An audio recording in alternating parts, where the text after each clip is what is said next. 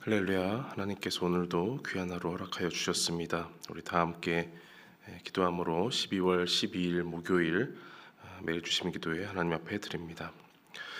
살아계신 아버지 하나님, 오늘도 우리의 생사 화복을 주님께 맡기옵고 모든 우리의 발걸음을 주님을 의지하옵고 주님 전 앞에 나왔습니다. 온라인으로 또 현장에서 함께 드리는 이 시간, 하나님 우리를 인도하여 주시고 우리의 기도를 열어주시고 하나님 말씀 들려주시고 하나님의 뜻에 온전히 순종하며 살 수 있도록 함께하여 주시옵소서. 오늘도 아파하는 우리 환우들을 위해서 기도하기는 하나님, 지난 갑상선 암 수술 이후에 또 여러 시술을 잘 받고 검사 중에 있는 우리 집사님을 위해서 기도합니다. 임파선을 절제하였고 이제는 폐로 전이가 안 되기를 간절히 바라는 마음으로 검사를 하였고 또 다음 주 중에 결과도 바라보고 있습니다. 많은 확률로 전이가 안 되었을 것으로 예상하지만 그래도 앞으로 하나님을 더욱 찬양하고 하나님을 노래할 수 있도록 잘 회복할 수 있도록 주님 역사하여 주시옵소서. 암 수술로 인하여서 힘들어하는 또 다른 우리 환우들 가족들 많이 있습니다. 하루하루 걱정하며 또 염려하며 나아가지만 하나님 그 염려와 걱정의 시간 속에 하나님 더욱더 기도하고 하나님 앞에 맡겨 나아가는 그런 시간이 되도록 인도하여 주시옵소서. 무엇보다도 환우의 마음을 주님 붙잡아 주시옵시고 하루하루의 희망과 또 소망을 더하여 주시고 하나님을 바라보며 하나님께 기도하며 말씀 가운데 새로운 생명의 샘을 얻을 수 있도록 인도하여 주시옵소서. 함께하는 의료진들 가운데 지혜와 또 힘과 일정을 잘 맞추어 주시고 하나님 그 손과 발 가운데 하나님의 능력을 더하여 주셔서 시술하고 수술하고 또 치료해 나가는 모든 과정 가운데 하나님의 인도하심 있기를 간절히 구합니다. 하나님, 내 주변에 환우가 보이지 않거나 또 작은 환우가 있더라도 하나님 정말 내 일처럼 여기고 나보다 남을 더 낮게 여기고 돌보는 마음으로 기도할 수 있도록 우리 가운데 긍휼한 마음도 더하여 주시옵소서. 하나님, 또한 원인을 알 수 없고 겉으로 보기엔 아무것도 이상하지 않은 또 섬유근통을 앓고 있는 우리 집사님들 또 자녀들을 위해 기도합니다. 하나님, 원인을 알 수 없는 그 병 가운데 또 뚜렷한 그 치료제도 없는 그 가운데 하나님 본인만 너무나 괴로운 그런 병 가운데 있사오니 하나님 또 지켜보는 가족들의 마음도 어루만져 주시고 또 너무나 피로하고 쉽게 지치고 또 온 몸이 누르기만 해도 많이 아픈 그 가운데 있사오니 하나님 불쌍히 여겨주셔서 그 모든 통증 가운데 하나님 통증이 줄게 하시고 잘 조절하게 하여 주시고 또 좋은 약도 있게 하여 주시옵소서. 하나님께서 정하시고 하나님께서 원하시는 때에 말끔히 잘 낫게 하여 주시고 그때까지 인내하는 마음도 더하여 주시고 지치지 않도록 하나님께 맡기며 나아가는 하루하루 될 수 있도록 역사하여 주시옵소서. 또 그런 쉼과 힐링을 제공하는 것이 교회가 되기를 원하며 하나님 교회에서 기도하고 하나님 앞에 매달리고 더욱더 건강한 삶을 영위할 수 있도록 긍휼을 베풀어 주시옵소서. 하나님, 우리 교회를 불쌍히 여겨 주시어서 하나님 앞으로 예배하기 위해 선교하기 위해 하나님의 말씀을 듣고 그 말씀대로 살아가기로 훈련하는 예배당을 온전히 주님께서 세워주시고 하나님께서 더욱 기뻐하시는 공동체, 하나님의 십과 법을 따르는 귀한 교회 공동체 될 수 있도록 역사하여 주시옵소서. 하나님, 언제 어디로 가든지 하나님 우리의 마음이 하나 되게 하여 주시고 하나님 앞에 온전히 우리 모든 것을 맡기는 마음으로 기도하며 한 마음으로 갈 수 있도록 인도하여 주시옵소서.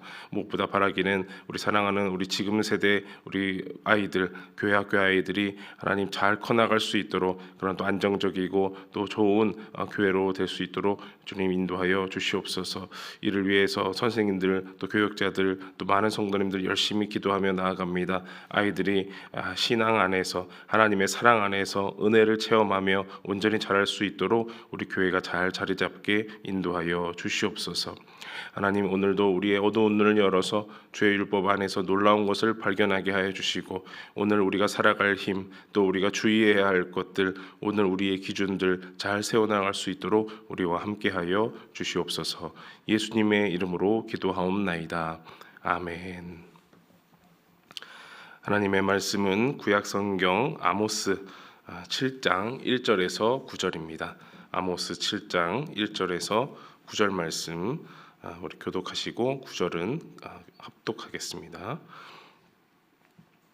주 여호와께서 내게 보이신 것이 이러하니라. 왕이 풀을 벤 후 풀이 다시 움돋기 시작할 때에 주께서 메뚜기를 지으심에 메뚜기가 땅의 풀을 다 먹은지라.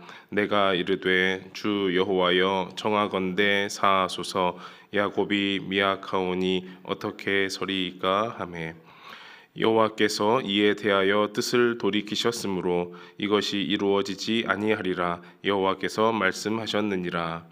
주 여호와께서 또 내게 보이신 것이 이러하니라. 주 여호와께서 명령하여 불로 징벌하게 하시니 불이 큰 바다를 삼키고 육지까지 먹으려 하는지라. 이에 내가 이르되 주 여호와여 청하건대 그치소서. 야곱이 미약하오니 어떻게 서리이까 하매 주 여호와께서 이에 대하여 뜻을 돌이켜 주 여호와께서 이르시되 이것도 이루지 아니하리라 하시니라. 또 내게 보이신 것이 이러하니라. 다림줄을 가지고 쌓은 담 곁에 주께서 손에 다림줄을 잡고 서셨더니 여호와께서 내게 이르시되 아모스야 네가 무엇을 보느냐. 내가 대답하되 다림줄이니이다. 주께서 이르시되 내가 다림줄을 내 백성 이스라엘 가운데 두고 다시는 용서하지 아니하리니. 다 함께 이삭의 산당들이 황폐되며 이스라엘의 성소들이 파괴될 것이라. 내가 일어나 칼로 여로보암의 집을 치리라 하시니라. 아멘. 네, 아모스서 계속 읽어나가고 있습니다. 정의와 공의를 강조하고 또 지도자층 또 부유층을 대놓고 이제 비판하는 아모스의 그런 거친 외침이 우리 이 새벽마다 함께 하고 있습니다. 오늘부터는 아모스의 5가지 환상을 차례대로 보려고 합니다. 7장에 그 환상이 3개가 나오고요. 또 8장, 9장에 하나씩 이렇게 5가지 환상이 나오는데요. 오늘에는 환상이 3가지가 나옵니다. 메뚜기, 불, 다림줄. 이렇게 메뚜기, 불, 다림줄 3가지 환상이 나오는데요. 하나하나 살펴보도록 하겠습니다. 첫 번째는 메뚜기 환상입니다. 1절과 2절에 한번 말씀을 읽어보겠습니다. 제가 읽어드릴게요. 주 여호와께서 내게 보이신 것이 이러하니라.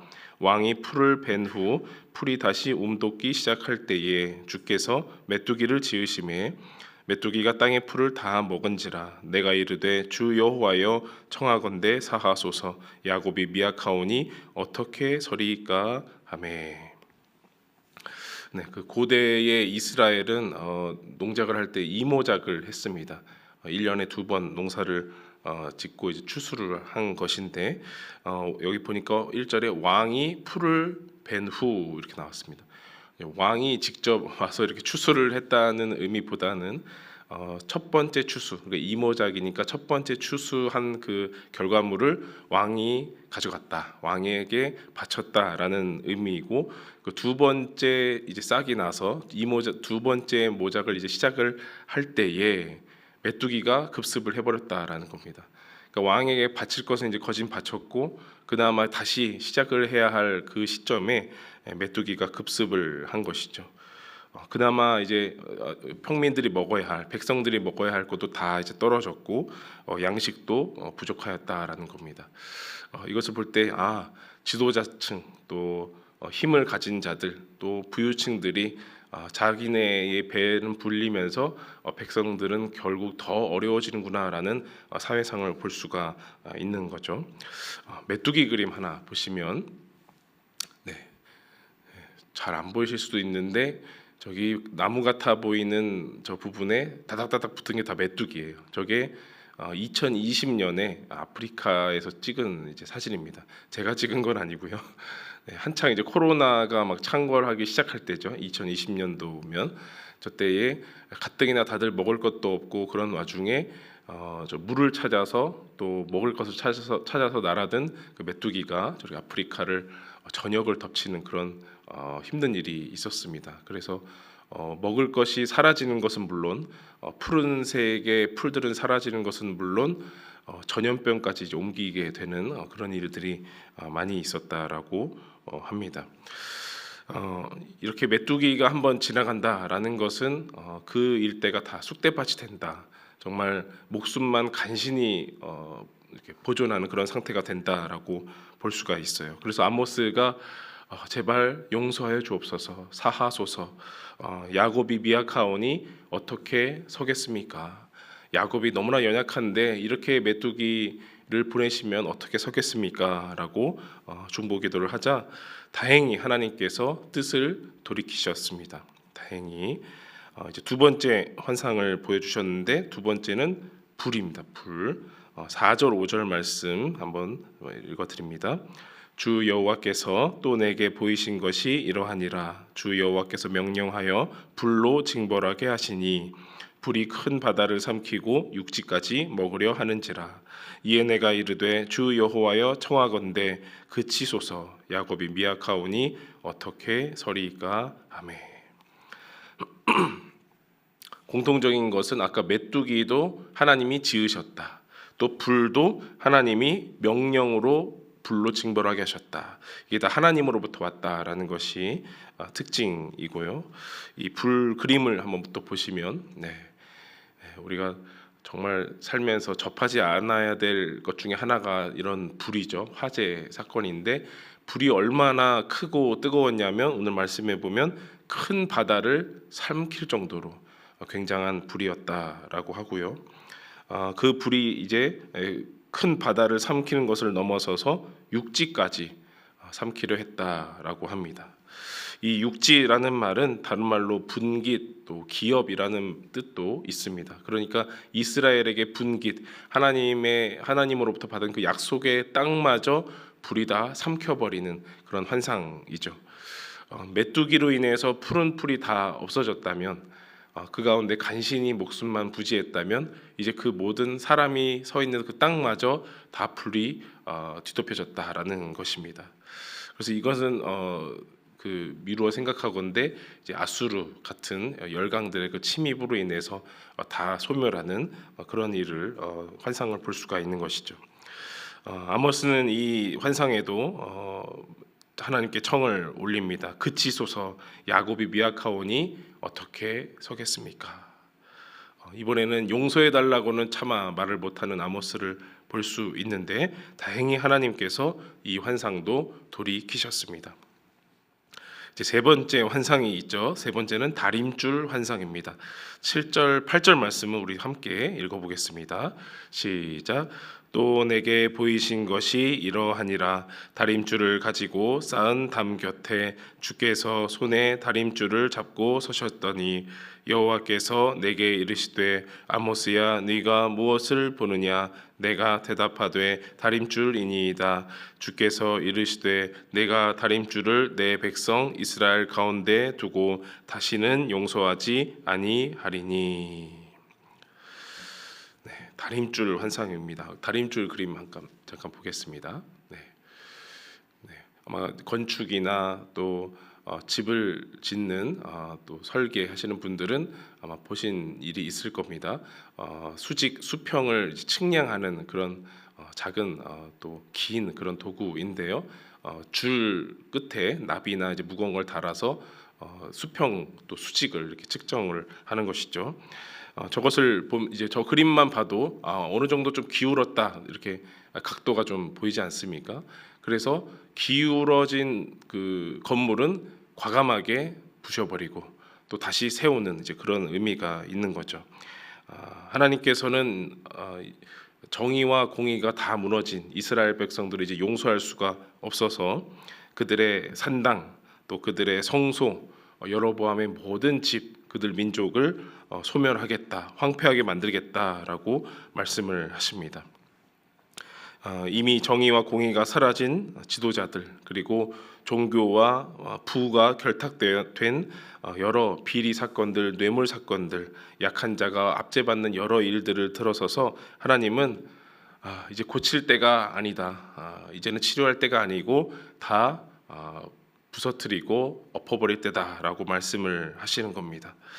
이런 말은 우리가 잘 아는 예레미야 선지자가 하나님으로부터 부르심을 받을 때도 이런 말이 있었는데요.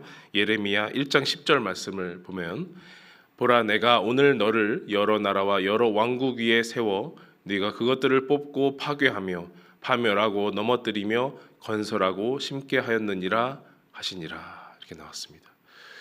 뽑고 파괴하며 부서뜨리며라는 말이 5번 나오고 심고 건설하게 하겠다라고 하나님 말씀하시는 것이죠.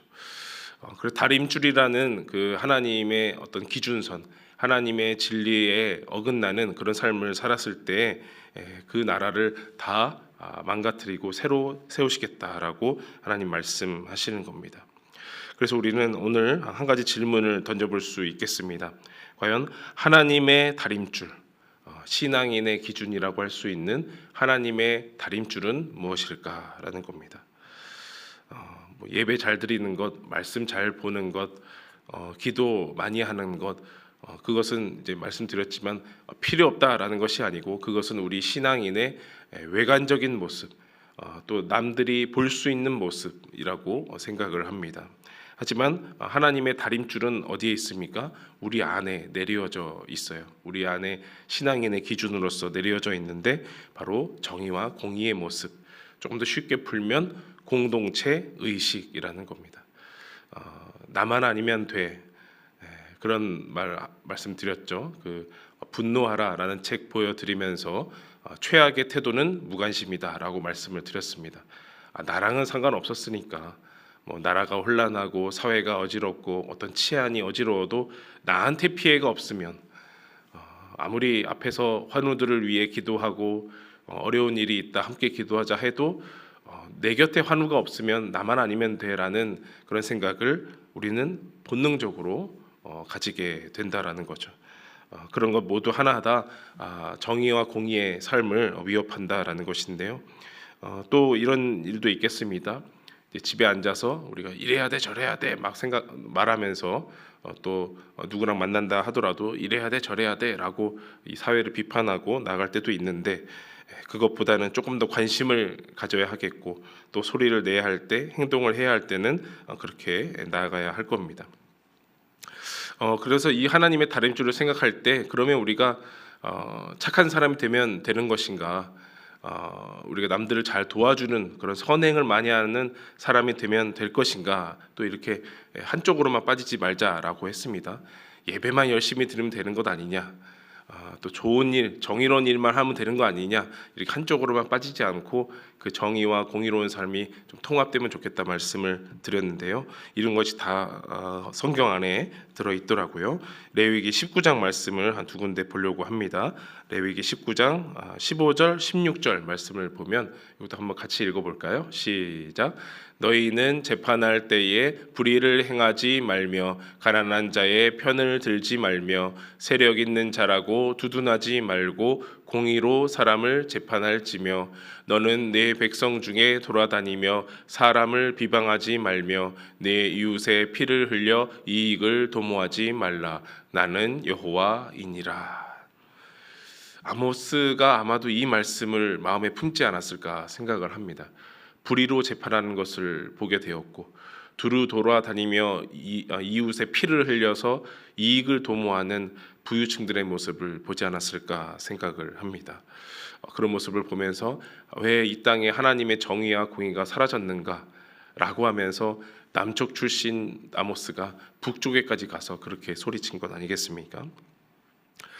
그러면 어떤 행동 이렇게 하지 말라 저렇게 하지 말라라고도 하셨는데 그러면 어떻게 하면 좋을까? 어떤 행동을 하면 좋을까 보면 레위기 19장 9절 10절 말씀 우리 읽어보겠습니다. 시작. 너희가 너희의 땅에서 곡식을 거둘 때에 너는 밭 모퉁이까지 다 거두지 말고 내 떨어진 이삭도 줍지 말며 내 포도원의 열매를 다 따지 말며 내 포도원에 떨어진 열매도 줍지 말고 가난한 사람과 거류민을 위하여 버려두라.